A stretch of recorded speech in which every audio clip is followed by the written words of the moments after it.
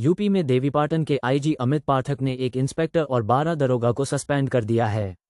ये कार्रवाई गोंडा, बहराइच और श्रावस्ती जिलों में तैनात पुलिसकर्मियों के खिलाफ की गई है। यूपी में सड़क दुर्घटनाओं से जुड़े मामलों की विवेचना में गंभीर अनियमितता पाए जाने पर पुलिस महकमे में बड़ी कार्रवाई की गई है। देवीपाटन रेंज के आईजी अमित पाठक ने एक इंस्पेक्टर और 12 दरोगा को निलंबित कर दिया है। ये कार्रवाई गोंडा, बहराइच और श्रावस्ती जिलों में तैनात पुलिसकर्मियों के खिलाफ की गई है।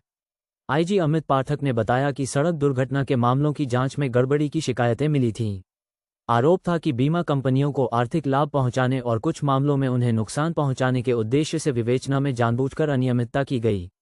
जांच में ये भी सामने आया कि कई मामलों में विवेचकों ने दुर्घटना में शामिल वाहनों को ही बदल दिया था, जो एक गंभीर अपराध की श्रेणी में आता है। शिकायतों की गंभीरता को देखते हुए मामले की जांच के लिए विशेष जांच टीम एसआईटी का गठन किया गया। एसआईटी की विस्तृत जांच रिपोर्ट में कई पुलिसकर्मी दोषी पाए गए। इसके बाद तत्काल कार्रवाई करते हुए आईजी ने संबंधित पुलिसकर्मियों को सस्पेंड करने के आदेश दिए। निलंबित किए गए पुलिसकर्मियों में गोंडा जिले के 2, श्रावस्ती जिले के 2 और बहराइच जिले के 9 विवेचक शामिल हैं। कुल 13 पुलिसकर्मियों में 12 उपनिरीक्षक और 1 निरीक्षक शामिल हैं। सभी पर विभागीय जांच भी शुरू कर दी गई है। जनपद श्रावस्ती के भिनगा थाने के कोतवाल को सस्पेंड कर दिया गया है। देवीपाटन परिक्षेत्र में पिछले दिनों हमको शिकायत मिली कि उन एक्सीडेंट्स के केसेस में जिसमें किसी व्यक्ति की मृत्यु हुई है, जो विवेचक हैं उनके द्वारा अनियमितता करते हुए जिन गाड़ियों से एक्सीडेंट हुआ उन गाड़ियों को परिवर्तित किया गया व जिन चालकों से एक्सीडेंट किया गया उनका भी नाम बदल के दूसरे चालकों को प्रकाश में लाया गया।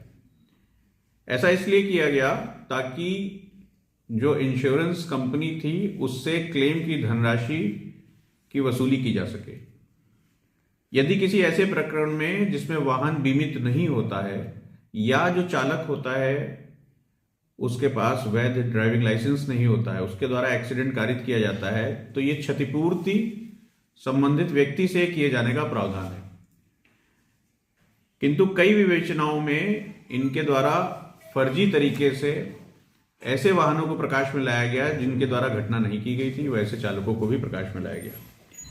जब इस सब की अलग अलग जनपदों में विस्तार से जांच कराई गई तो ऐसे 13 प्रकरण निकल कर आए जिसमें 16 विवेचकों द्वारा यह अनियमितताएं की गई थी। इन सभी प्रकरणों में जो प्रारंभिक जांच हुई उसके आधार पर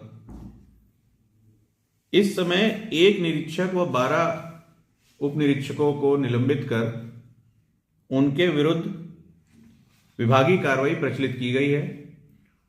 3 अन्य उप निरीक्षक जिनका चूंकि स्थानांतरण हो चुका है तो संबंधित जनपद को सूचना भेजकर उनके खिलाफ निलंबन व विभागीय कार्रवाई की प्रोसेस को हम लोगों ने आगे बढ़ाया है।